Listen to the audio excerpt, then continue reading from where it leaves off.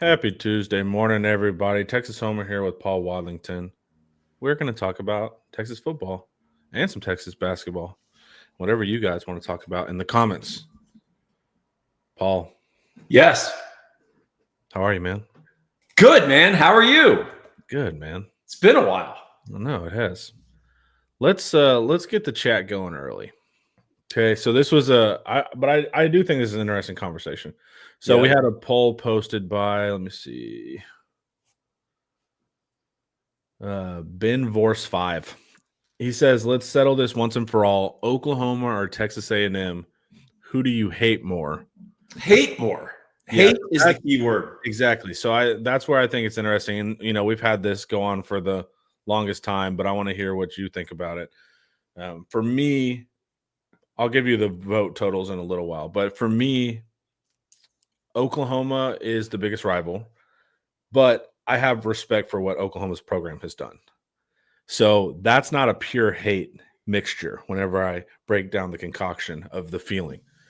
A&M has not done anything, right? So that to me is just like this pure, and I don't want to do the little brother thing, but it's this different type of annoyance that A&M gives me than OU does.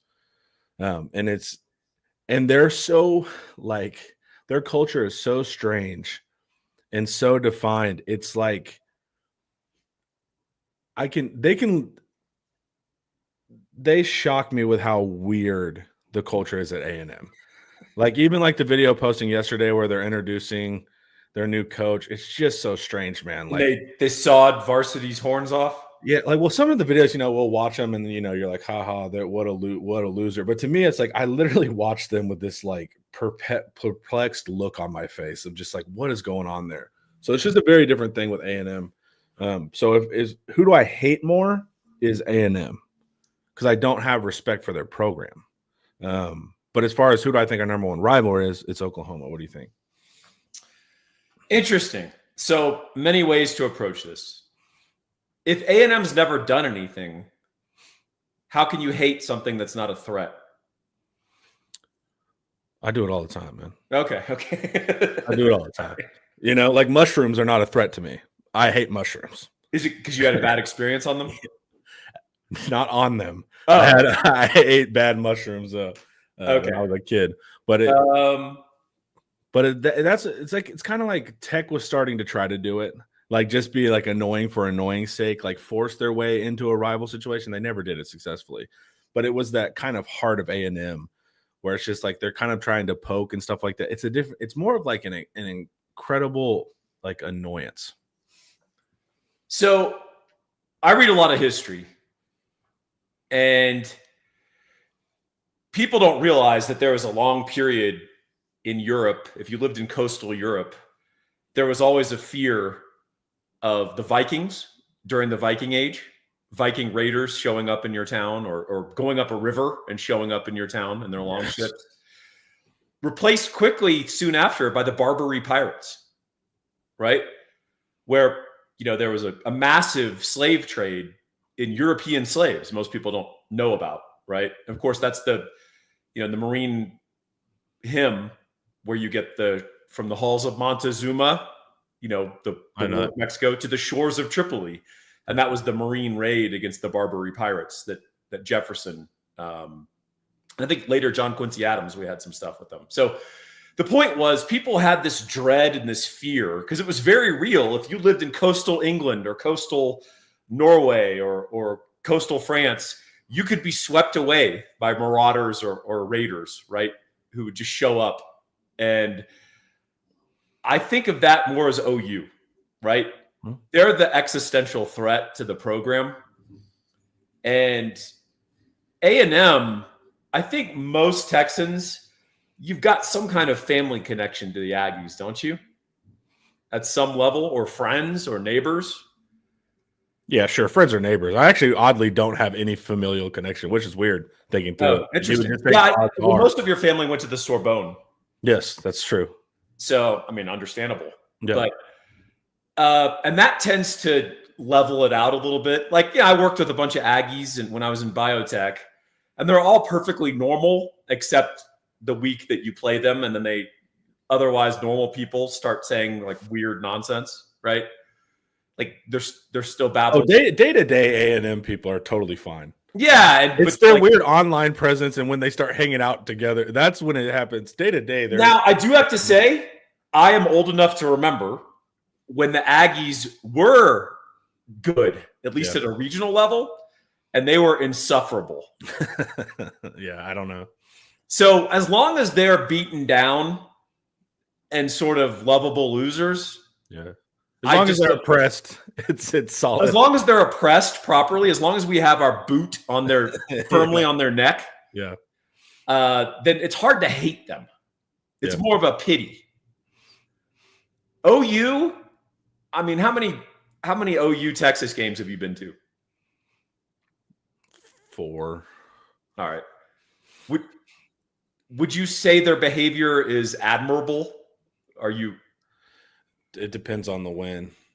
Oh, okay. You know, and so it's because I went to the 49-0, and that was one of the most beautiful. They were fairly quiet.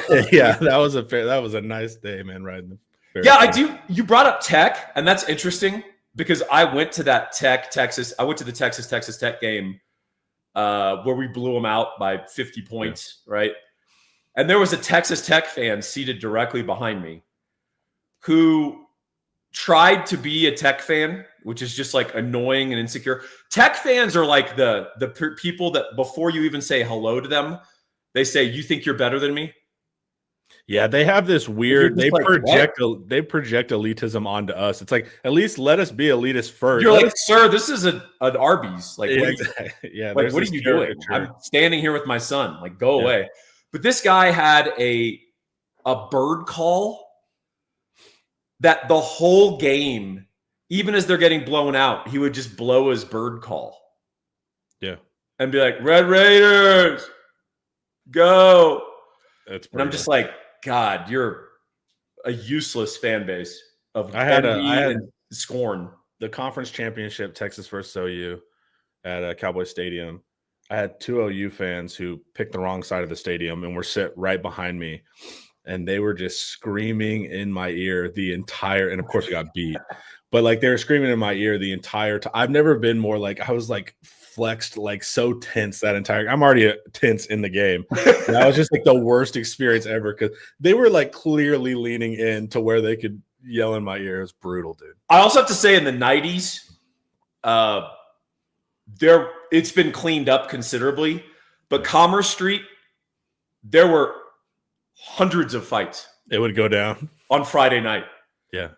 And I mean, it was no joke. There were paddy wagons parked on both sides of Commerce Street. And just, we could still say paddy wagon. Isn't that funny?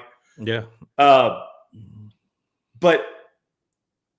I mean, it was real. Like there was just fights all over the place. I may have been a participant in 1 or 2, but I think that got cleaned up a little bit just because people are like, hey, we can't be putting like 200 people in jail every night before the OU game. Right.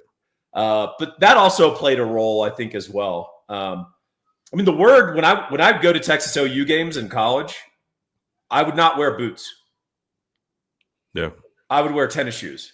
Yeah. For grip. Yeah. So that thought doesn't cross my mind when Texas plays Kansas State, right? Yeah. So anyway, I would say OU is garnered most of my hate. But I will say if you did live through the 80s with the Aggies up into the early 90s, they were insufferable winners because they're so unaccustomed to it. They didn't wear the mantle well. They were like little King Joffreys in Game of Thrones. They didn't wear the crown well.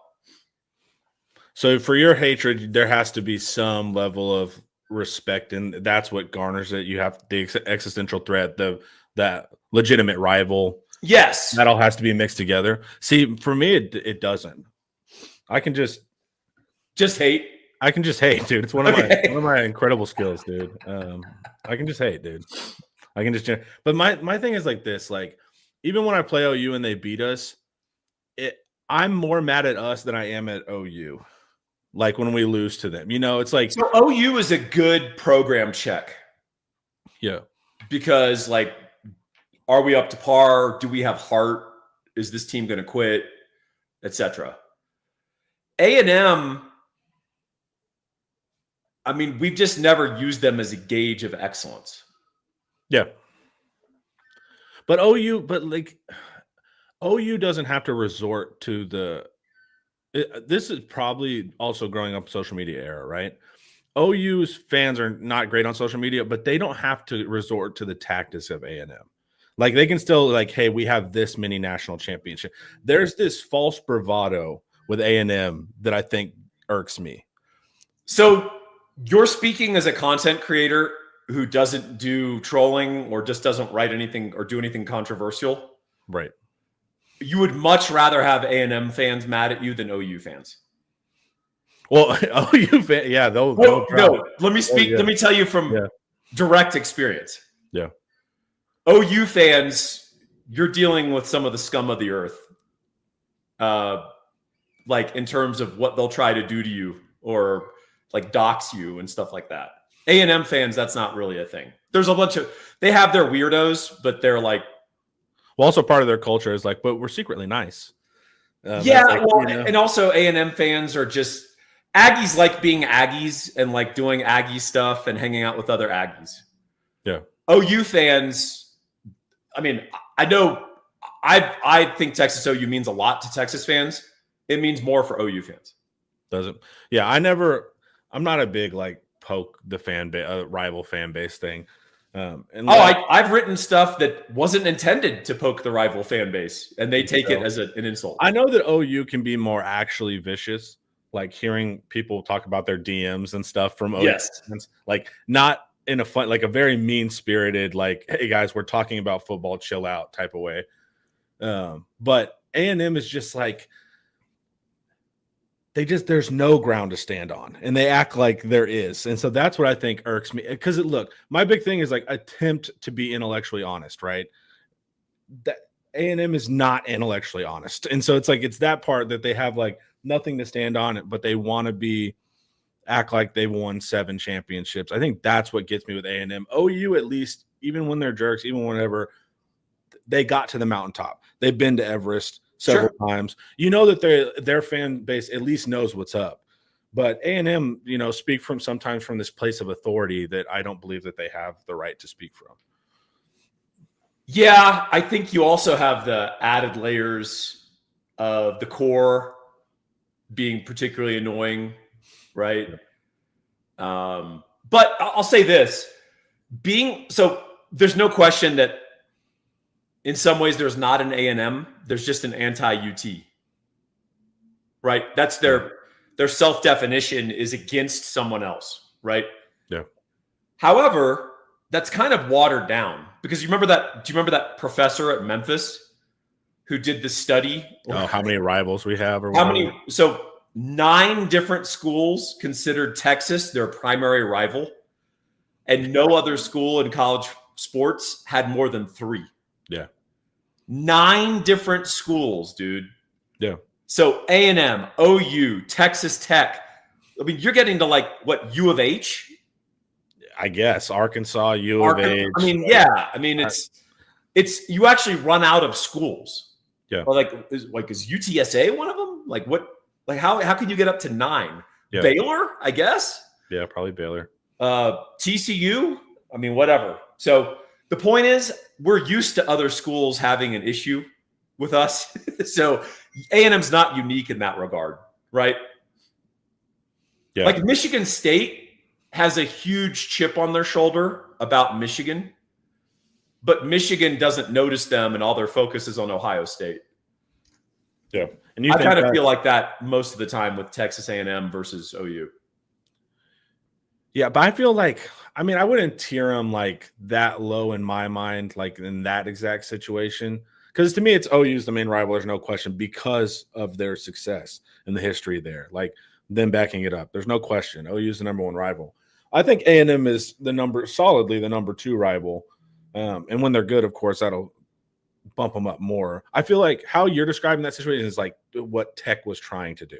Like the last 4 or 5 years where like Tech was trying to create this rivalry, this strange stuff where they assaulted our players and then took 3-second clips of it and then claimed our players assaulted them. This is the one that grossed me out. one of their publications took that 3-second clip, and everybody was clearly like, what an odd length of time. There's got to be more to this, right? Then the girl comes out who got assaulted and said that player got pushed into me by one of our fans, and he apologized after. So that's a Raiders person who they were claiming was the victim. And then that publication said, we are not going to recant our statement because the feeling of it was true. And I was like, dude, we're in such a postmodern, what an insane thing to do, you know? Like, and so it's like, that's what bothered me with Tech. Just my biggest issue is bad faith. And so it felt like all of that stuff was in bad faith, and like Tech was trying to goad on this rivalry. But that to me is more of just like, we don't care, man. We're going to leave the conference and we're good. We're good with that. A&M to me has a little bit more cachet than a Tech in that regard. Well, I will say that there is the sense of A&M as Brazil, right? Charles de Gaulle said Brazil has great potential and always will. Right. Yeah. And there's a sense of like, there's no good reason A&M isn't a top 10 program. Yeah. I mean, it's got highly engaged alums. It's in Texas. It's a major state school. They've gone this sort of open enrollment route where they're going to have like 80,000 students at any one time. Like half of them are at Blinn and online, but whatever. Yeah. But there's no good reason they should be this consistently bad to mediocre, except that they're Aggies. What do you think it is, though? There is something in the water there. It's got to be, right? It's like Texas had the same our down decade, right? But we knew it was clearly a culture problem. But Texas is a bunch of pathetic underachievers with natural talent. And as I've argued for years, and people are like, no, let's not go to the SEC. It's hard. We need to be put in hard environments where we can be utterly humiliated, because that's the thing that motivates Texas to get their act together. Yeah. And then when Texas gets their act together, like, watch out, look out, right?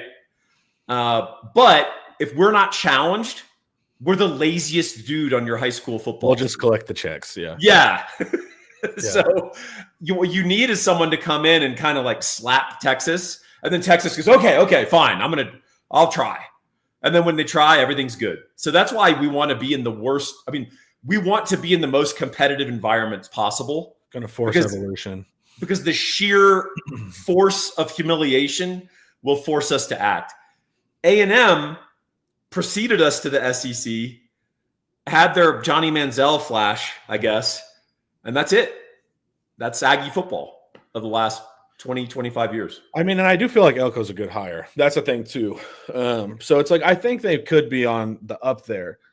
But it is. Hey, whenever I list the top programs in college football, like the top 20 or top 18, I think I did recently, I put A&M outside of the top 10 or top 12.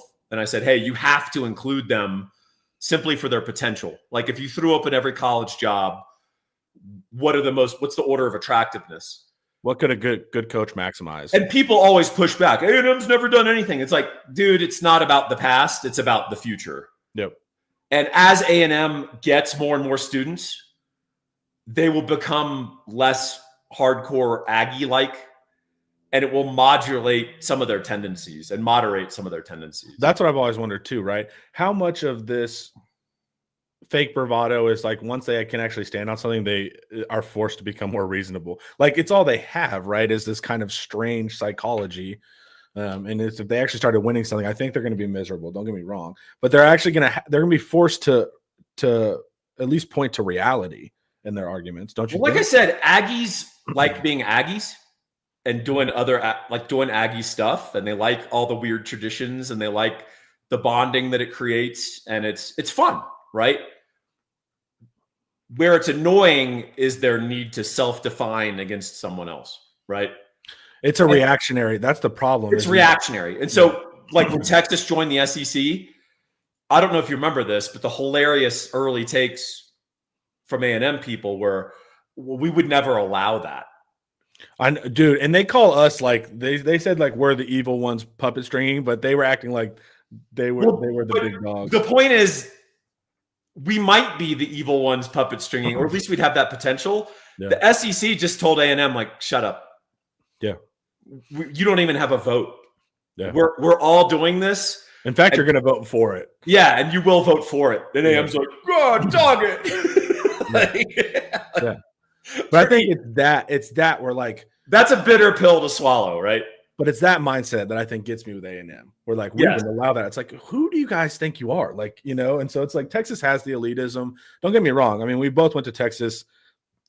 It's a good school, right? You're going to breed some elitism. That's whatever it is. So I don't get mad when people say that about Texas. It exists. But A&M has this arrogance to me, like I said, is unearned. And that's what I think kind of gets to me the most. There are delusions of grandeur, certainly. Yeah. And, there's a reason there's something called Aggie jokes in the state of Texas. Yeah. And there are no SMU jokes. Right. Because they would sue you. They're all lawyers. Yeah. SMU would put a stop on you. Yeah, exactly. All right, guys, before we keep going, let's hear a word from Academy Sports and Outdoors. Days like this, the anticipation's half the fun. The call to adventure. Possibilities in every direction. Look at that. The stories you'll bring back. Even the true ones. And already, you can't wait until next time. From first catch to biggest catch of the season, this is where it starts. Academy Sports and Outdoors. Have fun out there. Have fun out there. The weather's going crazy in DFW. You're in Colorado, so you know it a little bit more. But it's we're getting that little bit of like 30 degrees to 70 degrees in a day type thing. Spring, baby. You know what it is. Who do you? So I think I'll give you the results of the poll. Oh, so is this the one on Inside Texas? Yeah, the Inside Texas one.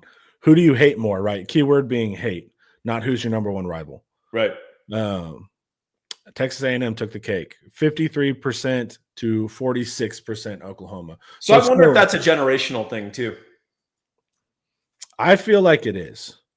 Like from people and I think it's social media. Like I think it's board culture and social media culture being more prevalent.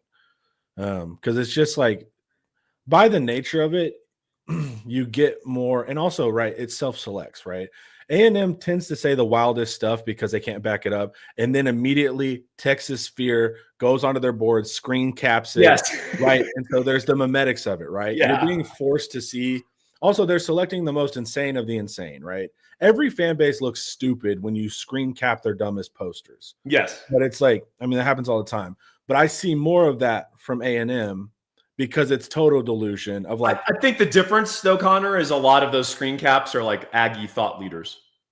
I do feel strangely like it's not a Dumbo message fan. Like, why look how many people have liked it? Because normally when like message board geniuses steal something, from a board, it'll be like 2 likes. So it's like he said something crazy, but the board didn't react. A&M gets an odd amount of likes on their like crazy posts. Well, like there's a famous tweet that resurfaces periodically as each coach leaves A&M or is fired from A&M. Yeah. When they had Jimbo Fisher, Buzz, and Schloss. Billy's tweet, yeah. Billy's tweet of like the championship banners are all ordered and on, they are ready. This is our time. And then when I think of A&M, it's like they're forward. Forever the troops like in line and they're about to run into battle for like 40 years. Like, it's like the Sardukar are lined up to take down the Atreides family. Dude, and it's just and they all step on banana peels. Right? They're not even killed in combat. Yeah. They fall on banana peels and like shoot themselves. Right? Yeah, it's all rakes and banana peels as soon as the battle starts. That's what a rake with a banana peel on it. Yeah, it's like that's what cracks me up because it's like it's all A&M hyping their base, and I get it. There's part of it that's fan service, but to just be doing it for decades to me is the really funny part. Well, in their minds, it's the Imperial Death March from Star Wars. Yeah, and in what everyone else hears is the Benny Hill theme, right? Yakety sax, like it is got to be confusing because like they are like as far as and we talked about it, like the tangibles, like check money, check school based check, location location, TV deals, check, like passion. Exactly. Fan base being bought in, check. Yeah. It's like, so They're great it fans. has to drive you crazy because you're like, dude, what is going on? Because it's across ADs, right? It's across presidents, it's across coaches, so it's like, dude, there's something that's like everything's been replaced, and yet somehow it's very weird. Because like Texas had that in our dark deck of like, what's going on, man? We have all the keys here, but we knew directly that because also other teams were winning. But A&M's not winning across the board. Well, also when Texas had its walk in the woods, right? Yeah. We knew exactly why. Right. I mean, it was just a question of force of will and determination to overcome it, right? Right. Getting out of our own way. It's just there's something inherent. Their ability to marshal resources is because they're Aggies. Yeah. Their inability to get out of their own way is because they're Aggies. So Agginess is what creates their potential, and Agginess is what sabotages their potential. But what is it? Just a bunch of leadership, like trying to like competing visions, or like what is it? It's if we knew, we'd solve it. But it's like, you have a crush on a girl in 8th grade, and it's the difference between walking by her house, looking cool, and saying, "Hey, Tracy," and keep walking, or you go by her house repeatedly and keep doing wheelies on your bike in front of her house so she'll notice you. Yeah. It's trying too hard, man. Well, that's what I'm saying. There's like this performative aspect. Like the funniest thing is they'll claim Austin is like, Gomorrah. Well, exactly, dude. Cracks me up. Recruits aren't coming to Texas because of homelessness. It's like, yeah, that's what we're doing. We're taking them to 7th Street. Like, you guys are so dumb. But it's like, it's like also go to any major city, dude. But that dumb, like, is that Austin's just like a den of sin, which is funny. But it's they also have this thing. It's like, man, Texas are pretty boys and man, y'all got McConaughey and all this stuff. And then you watch them play us pregame. They had the coolest, but also trying the hardest pregame production I've ever seen. They had like arranged walkouts, pans of the crowd at the exact time. The Lenny Riefenstahl. Yeah, they had the light show. I was like, y'all say we're Hollywood, man. I've never seen a pregame it was pretty cool. Don't get me wrong. But I was saying y'all are the ones that are putting on Hollywood productions for this game. So it's like there's just. Well, you went to film school. Yeah. It's that mixed feeling of going, man, Lenny Riefenstahl is really talented. I was going to say. But also you're like, well, this isn't really good. I was like, no, this is a cool walkout. But it just, the irony is like, was that we're the Hollywood one, right? But I think that, and also, there's also the levels to it, right? Like Austin, you're the city dweller, you're the elitist, that kind of thing, versus the everyday man, farmer. Neither of these stereotypes are true. At Texas, you can find it. In A&M, A&M's average student income, like parents they come from, is more than UT. They come from richer families. Is that true? Yeah, I looked it up because I was tired of this blue collar nonsense. And so I went and looked up family income for A&M. A&M come from richer families than UT by like $3,000, but still. So even the concepts, but like it's not just A&M. It's this weird culture war that's occurring in the background. And like, it's such a strange rivalry in that regard because we're not always arguing about football. We're arguing about like ways of life, It's strange. Very odd. It is, man. You want to talk a little basketball, Paul? Yeah, I'll talk a little basketball. With the basketball expert, Texas Summer. Well, who like definitely watched Paul. Did you know that? It's a good movie. But I definitely watched the game last night. Go Gators, dude. I did watch the final 2 minutes where it was total. Hey, that was all you needed to watch. I watched total collapse. But what did you get from that? What did you get from that you want to see Sean Miller take? So here's what we learned from the Final Four, because these 4 teams were all number 1 seeds. They all made it to the Final Four as chalk, right? Very rare. And there was a pretty clear separation between those 4 teams and the rest of college basketball. And if that's not just opinion, subjective, which I think you can see on the screen, but also that's the net ratings on KenPom, right? Here's what we learned about those 4 teams. Other than Duke, who had several elite freshmen, who are going to be NBA lottery picks. If you don't have that, be old. Right. Have a bunch of 22 and 23-year-olds that you get to stick around and you pay with NIL. I think our model is more likely going to be the be old model. And that means you have to nurture people within your own program, as Houston does, or you have to really hit the portal and understand basketball. I mean, I know that sounds funny, but to be able to watch Walter Clayton Jr., the Florida point guard at Iona, and say, that guy's going to dominate the NCAA tournament in 2 years. To be able to do that is very impressive, right? And to understand how it fits your system. Interesting thing. So Walter Clayton Jr. is the star for Florida. He was a 4-star recruit in football coming out of high school. Oh, cool. And he had offers from Georgia, Florida, Notre Dame. Like, he was big time. And his first love was basketball. So he chose to go hoop at Iona. And cool. He was great at Iona, and then he worked his way up the ecosystem. How tall is he? 6'2", 6'3". Okay. That's another thing, though, I'll talk about in a second, that these football bodies in the backcourt are starting to dominate college basketball. But so basically either be elite or be old. Those are your two formulas to eliteness in college basketball. So I think we're probably more likely to try to duplicate the be old part. But I do think Texas has enough cachet that we can go out and get a good recruit. I was going to say, I just don't think we can build a whole team off of it. Okay, and you say that because of Sean Miller's roster building, but also just the caliber, the reality of what Texas is as a basketball program?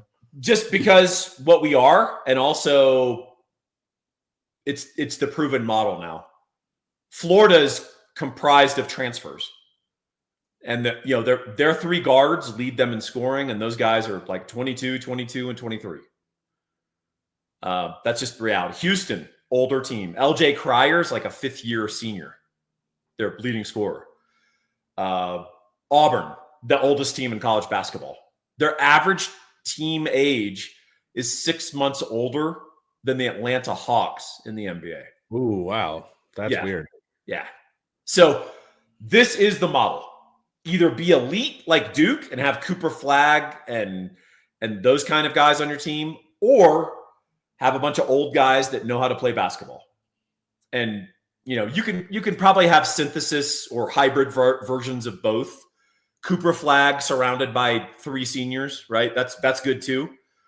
But you need to pick one of the two, because I don't think you can just sort of play it straight. Like, we're just going to do my recruits. You've got to build stuff through the transfer portal.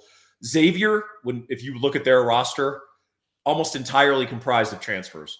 A lot of those guys, 3rd school. They're on their 3rd school. So I think that's what we're doing right now. You'll get real players from – basketball is weird because you'll get real players from a school I've never even heard of. They're Florida Atlantic, right? They got raided after they were running to the Final Four. And one of those guys was – the second best guard on Florida. So that's a big thing. The whole Elite Eight, Rex St. Charles says our Elite Eight team was a bunch of older players. That's right.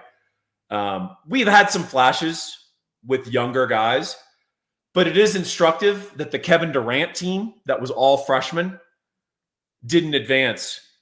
Then without Kevin Durant, but when everyone's now a sophomore, they go to the Elite Eight.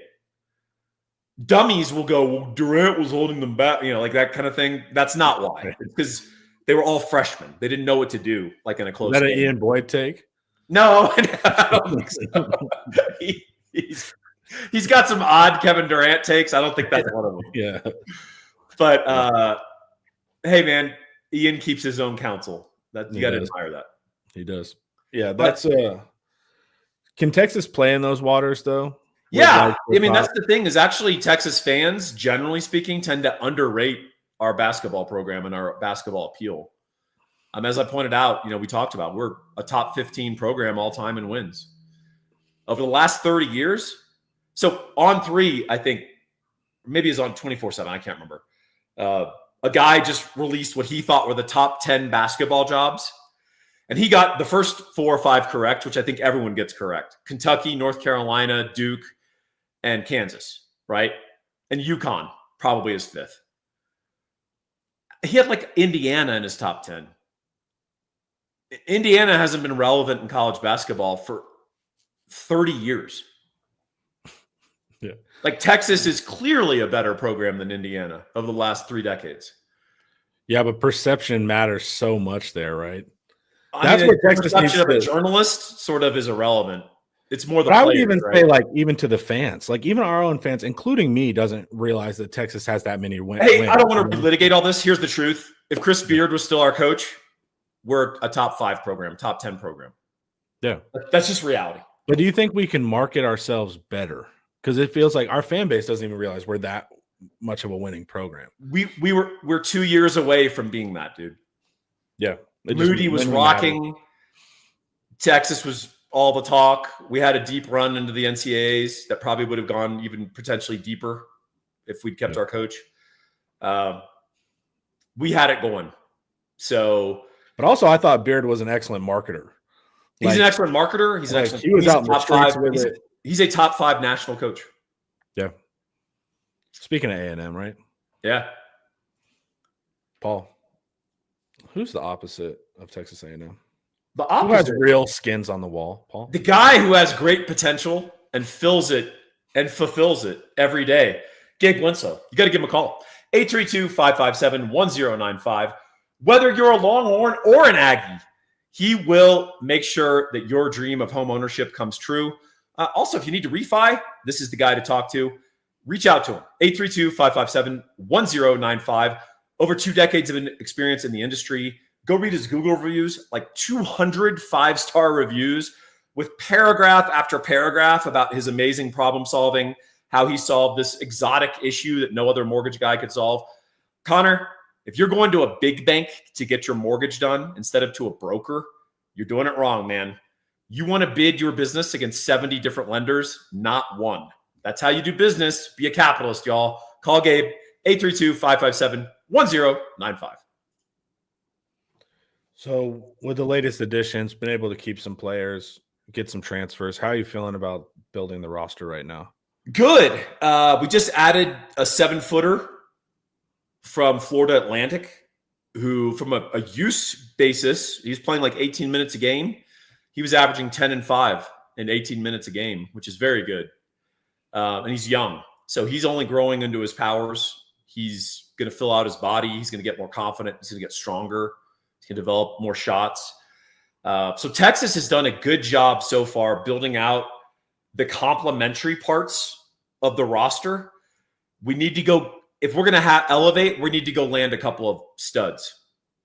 So we've got all of the pieces that could make a good complementary basketball team. We need to go get the point guard and a scorer, and then we probably need one more post. Okay. And then also I was going to ask you, at the top of the sport, what's the meta of basketball? My guess is it's like football. They're good at offense and defense, right? The good teams are good teams. But is there anything that's outweighing there? Because I know that Miller is traditionally a more offensive guy. Yes. He became an offensive guy. And he puts more emphasis and stress on offense. And I think, as with football, that's the best way to create a floor. Okay. So if you look at college football, very often dominant college defenses, you'll see those teams go like 6-6. Yeah. I mean, you do have to score. But dominant college offenses with a bad defense, they typically will go 9-3. Yeah. And they'll lose the big one. And they'll lose the big ones, right? Yeah. So college basketball, I'm not going to go that far, but I will say what characterized the 4 teams in the Final Four: top 10 in offensive efficiency. Okay. All 4 were top 10 in defensive efficiency. Okay. So if you want to have a pretty good basketball team, you can focus on just one end of the floor. If you want to have an elite basketball team, you better be able to get stops and you better be able to get buckets. Okay. You got to be both. But if the goal is, hey, we won 24 games and we went to the Sweet 16, you could do that with an all defensive identity or an all offensive identity. But if you want to be elite, you got to have both. What do you think, Texas? I mean, everyone wants to be elite, but do you think getting Sweet 16s is good enough? I mean, I tend to I think most people overplay the NCAA tournament. I think you need to look at the body of work during the season because basketball is a pretty high volatility sport. If you don't hit your threes, you lose. Well, that's why you play series in the NBA, right? That's why you play 7 games in the NBA, right? I mean, it's not baseball level where a sorry team can beat a good team like 2 out of 10, right? Yeah. But it's not football either. Yeah. When Texas plays Colorado State, there's an inevitability to the outcome. It doesn't really matter how well they play or how poorly we play. Yeah. In basketball, it's somewhere in between football and baseball. If you're not hitting your threes, you can just lose. You can lose to that 11 seed. So I don't put as much, and I mean, the NCAA tournament matters, but I don't invest as much. I think you got to look at the totality of the season. But do you think with this year, with like all the 1 seeds getting to the championship, how much of anytime you get into tournaments, you're going to introduce luck with one and dones? Yeah. But how good is the tournament at selecting, quote unquote, the best of the season? The tournament's very good at selecting a champion. Right. It doesn't always select the best. I mean, Villanova in 1985 won the NCAA tournament as the 9 seed. Okay. And I think they were 5th in the Big East or something. Yeah. So it happens. People can go on a run. I've saw a 4 seed Arizona win the title with Miles Simon. However, I think the best team wins the tournament more often than not. But there's enough knots. I mean, is Florida the best team in college basketball? I know they're one of the – I mean, I had them or Duke winning every bracket that I filled out. I could argue that if you played this out several more times, Duke wins the tournament more often than not. Wasn't that the shocking part that Houston beat them, how they beat them or whatever? Well, Duke, their issue was they're a great team, but they were young and inexperienced, and they had played in a really poor ACC, and they didn't have any experience with end-of-game situations in a tight game. So they kind of just choked. They freaked out. And then it was kind of abetted by a really bad officials call on Cooper Flagg that gave Houston the lead. But once they got the lead, Duke got flustered, and they didn't understand how to play that end-of-game situation. And then they gave that to Houston somehow. They poisoned them like a vampire. What happened with Houston? Just didn't get shots off? I mean, Florida dialed up the intensity and the pressure rose. And then, one day you're the GOAT and the next day you're the GOAT in the other traditional sense, right? Like, yeah. Basketball pressure late in games is weird. It really reveals stuff. It's basketball is one of my least favorite late game sports when it starts going to the foul line. Yeah. But like whenever you're not doing that, I think it's brilliant. And now it does but it does drive me nuts where the final 2 minutes of a basketball game takes 30 minutes in like the NBA. So, but like I don't know if there's their walk-off home run. I would say a walk-off home run is number 1, but like hitting a 3 to win a basketball game's up there, like in number 2 in excitement. Yeah. But like all the stuff that it takes to get there gets a little old, but hey, one observation for basketball too. We're talking about things we can learn sort of from this Final Four, that final to apply to Texas. Check out the bodies in the backcourts of the elite teams, specifically Florida and Houston, the 2 teams that played in the final. And the problems that they gave people. So typically people in basketball talk about length a lot for good reason. Being tall in basketball is an advantage. What they don't talk about enough, I think, is that you have these football builds now at guard in basketball. So Florida, their backcourt went like 6'2", 210, 6'3", 200, 6'4", 210. Like these are not they look like corners. Like corners are even smaller. Like the dude Elijah Martin for Florida, who had this amazing jam on Auburn. Yeah. He looks like Cedric Baxter. Yeah. Like he's 6'2", 210. He's jacked. He's just totally strong and physical. And so he can guard guys much bigger than him because they can't move him on the court, including posts. Like when he gets switched on a 6'8" guy, the guy can't back him down. He's not strong enough because he's 210 pounds, just like Elijah Martin is. Houston, one of their guards is like 6'3", 215. The other guy, Cryer, is 6'1", 200. Like, these are different builds than what you've traditionally seen in basketball, where, guards are typically 6'3", 180 and kind of willowy, right? And one of the things that Houston did to Duke is they took kind of their skinny guards and kind of pushed them around and like physically wore them down. And you saw Florida do that to people as well. So that's not, if a guy's super skilled and he's 6'5", 190, by all means, take him. But the point is, there are different body types now in basketball that I think it's kind of interesting to see like what that means to the sport and how people play. What's funny is I was just looking up Austin Gooseby, Trevor Goosby's little brother. Yeah. And he's 6'5", 190. And so, oh, really? Yeah. And so I know he got a Houston offer like 2 days ago. Well, how old is he? He is a 2026 guy. Okay. Well, so yeah, he's ignore that. We're talking about guys that are 22 years old here. Well, I mean, he's the shooting guard. He's the number 3 player in Texas. And then Texas, he has warm interest. That's what I was thinking, because I was like, if he got a Houston offer, I wonder if he's a Texas offer, and then would he go to Texas? Because his brother's here. So it'll be interesting to see. Well, Houston and Florida, they don't necessarily go for the super hyped recruits. Yeah. They have a system and a method and a developmental system that they're going for that is different from other schools. So it's interesting to observe. It's just interesting that, I mean, Trevor has that body. He has a basketball body. He's turned it into a football body, but that's an athletic. He's not many guys carry 310 pounds like Gooseby, right? Yeah. Sailor Joe wants to circle back to rivalries. Let's keep this other Texas schools conversations going. Do we think Tech will run the Big 12 now? Texas State is doing well. Do we see them staying in the Sun Belt? Tech has potential, right? Tech has, like we said, they have the stuff off the field.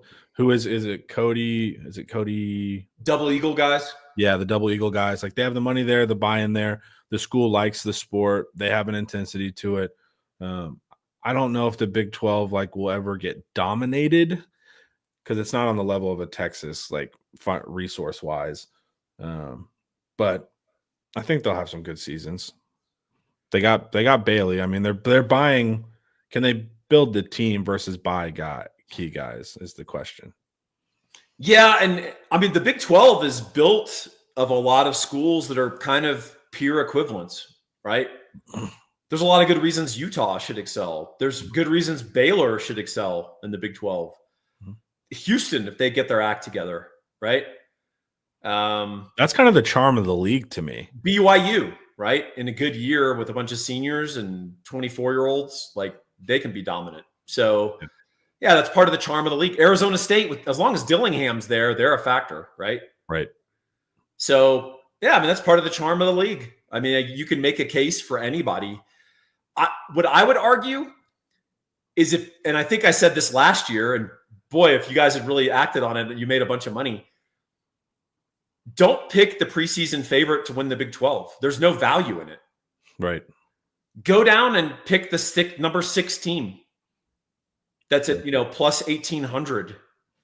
And they're just as likely to win it as Utah. Arizona State was last in the league. Arizona State was 3-9 2 years ago. What do you think the trick is? How do you find the value in the Big 12? Roster age, quarterback and roster age, coach.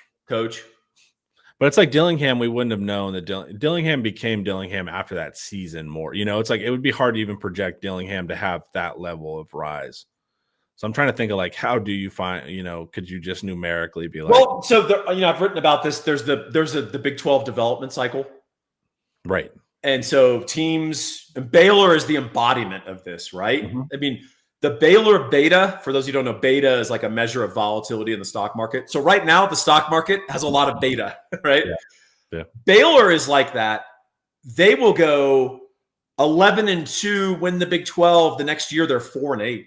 Yeah. And then they go 7-6, and then they go 10-3. Well, TCU's a good year. Exactly.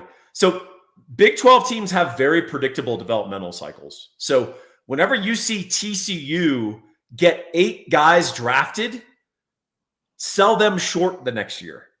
Right. Because the way the AP voters work is TCU was good last year. I know, it's brutal. They still wear the same helmets, so I'm going to vote them again.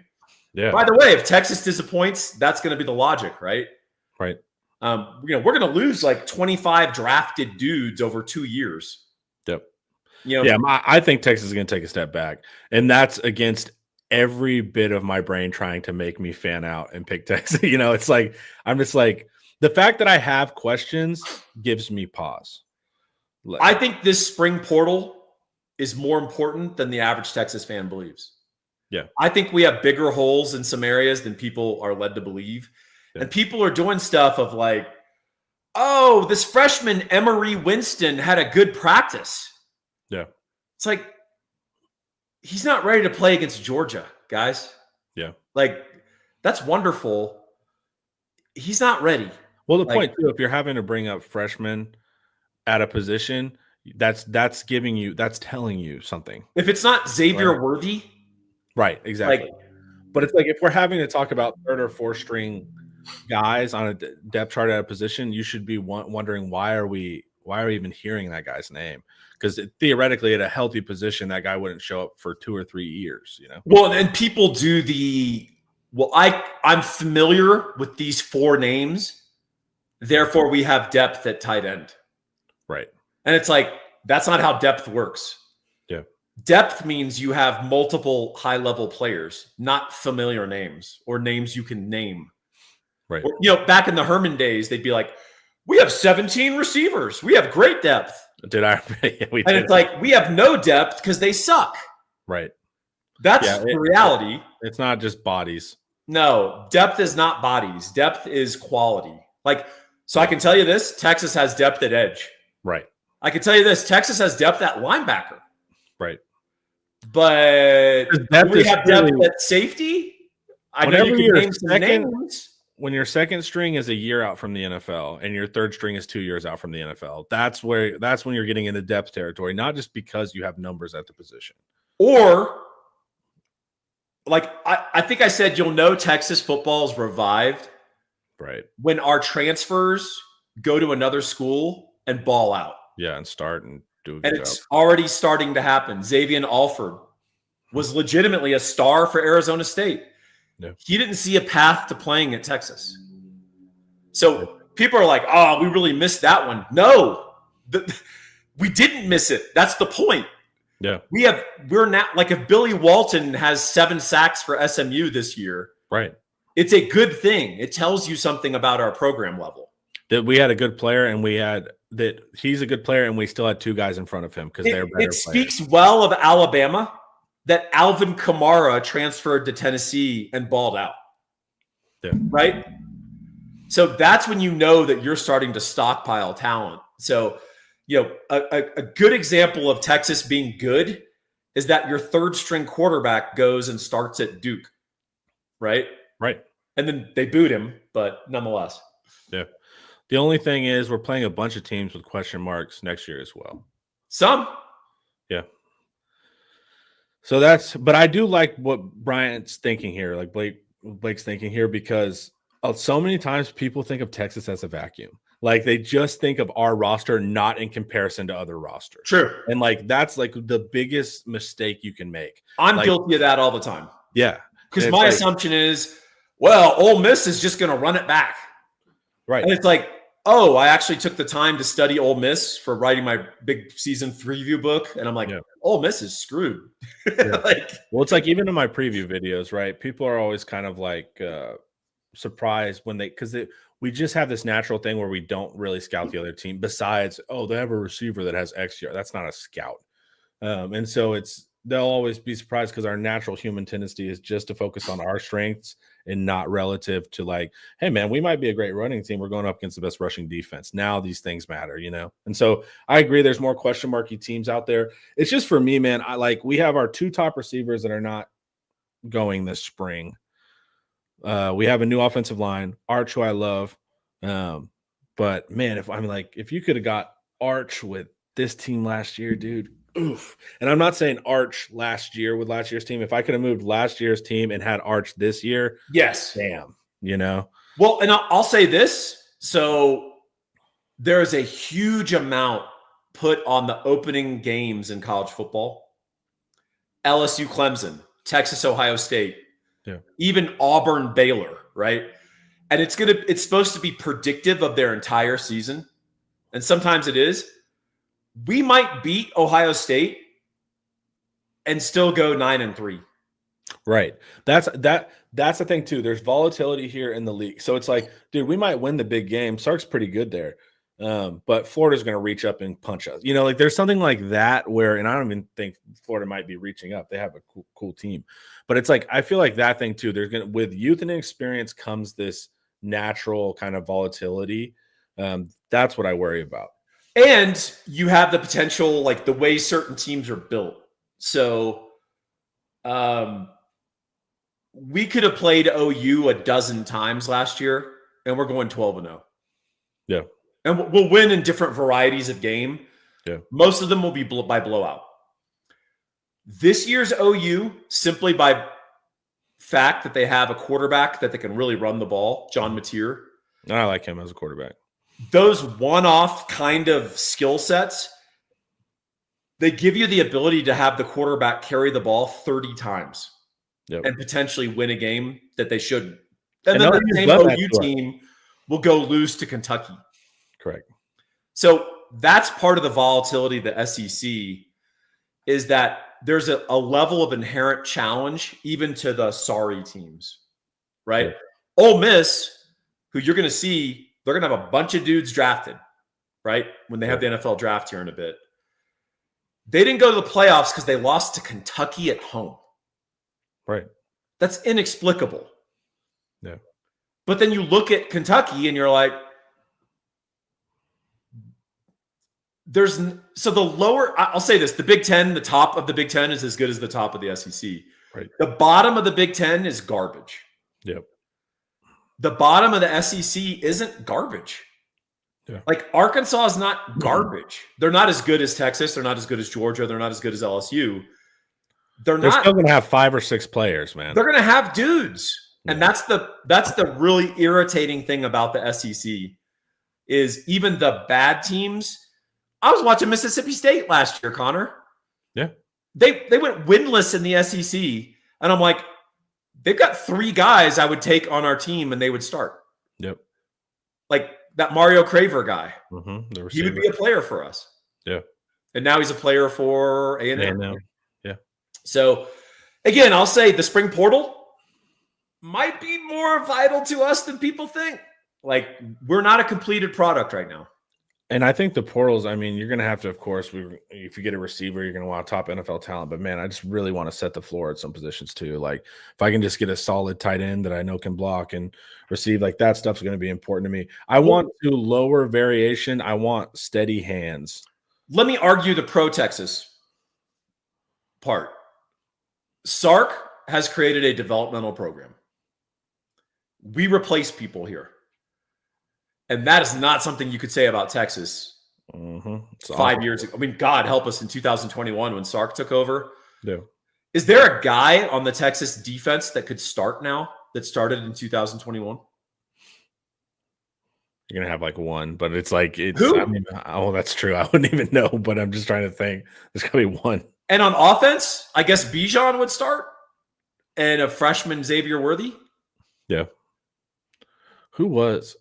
Yeah. What was Worthy in 2021? Yes. Yes. He was first year of Sark. So Bijan would start. Roshan would start behind him, right? Mm-hmm. Xavier Worthy would start. That's it. Yeah.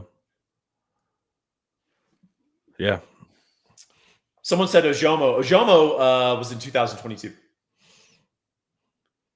Yeah. When he fully came to his powers. So that, yeah, but that's where I'm like with Texas, like I have questions. I feel better about the defense. I don't think they'll be as good as last year just because I thought we were legendary last year on defense. I think we'll have a top 10 defense. So do I, but I don't think we're going to be like that crazy. But maybe, man, PK impresses me. So I think it'll be a defensive team. But like we said, the big key for like Texas is like we want to be a running team and we want to hit play action shots. This is great and will do great versus the teams that we are better than. But I do anytime you're relying on a run game, you're going to hit a scalability problem generally at the top of your sport. And we've seen that. And so it's like, hey, man, I'm great with play actioning guys for the bulk of the schedule. But those 1 or 2 games a year, I get nervous when your identity is run because you say you run into a Georgia or something like that. So that's the only part I worry. I don't worry about Texas besides the off game, like someone snatching one from us. I don't worry about, the bulk of the schedule. But when you're dealing it, the margins are this thin at the top of the sport. It gets tricky when those 1 or 2 a year at the end of the year. That's where I think our youth will come into play. But I also think Arch provides as good of a situation you can at quarterback as far as being able to do multiple things. I think he's going to open up aspects of the offense that we've not seen at Texas. Correct. So do I. I mean, Sark is going into year 5. And hasn't really been able to run his full offense. He hasn't been able to run his real offense. Yeah. So that should hearten us in some ways. Yeah. Yeah. Without trying to put too much on Arch, that's the upside here that I'm like, okay, this could prove me wrong, in that regard. All right, dude. Amen. Amen, brother. That was an hour, Connor. Look at that.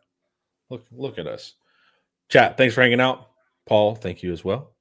This was brought to you by the one and only Academy Sports and Outdoors. Go get your gear for spring, y'all. Have a great day. Peace.